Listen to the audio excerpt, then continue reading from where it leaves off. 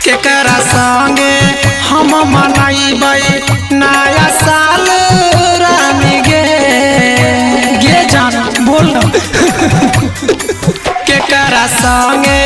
हम मनाइबै नया साल रानी गे प्यार करके तोरा से हमर भेलै बहुते हानि गे कम उम्र में दै के गाम तोय बनाइल कहानी गे प्यार करके तोरा से हमर भेलै बहुते हानि गे प्यार करके तोरा से हमर भेलै बहुते हानि गे प्यार करके तोरा से हमर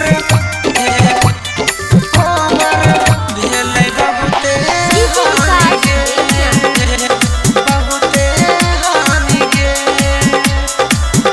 जो पिया बे सब बनाई है बाबती के नया साल गे फोनवा करी के पूछी है जानू हमर हाल चाल गे हमर हाल चाल गे जो पिया बे सब बनाई है बाबती के नया साल गे फोनवा करी के पूछी है जानू हमर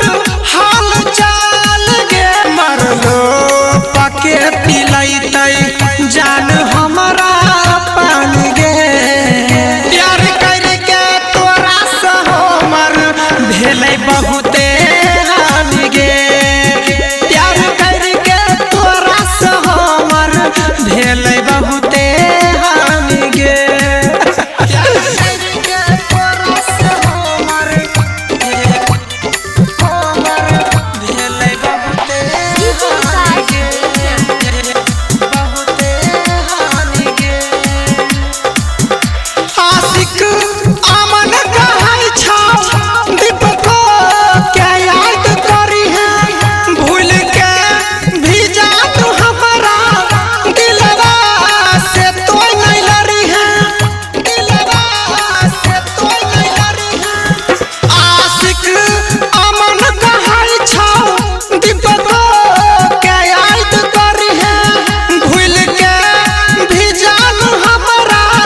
दिलवा से तोय नहीं लड़ी है बन के पाना छी बगिया सुन करके गेल रानी गे प्यार करके तोरा से हमरा भेलै बहुते हानि गे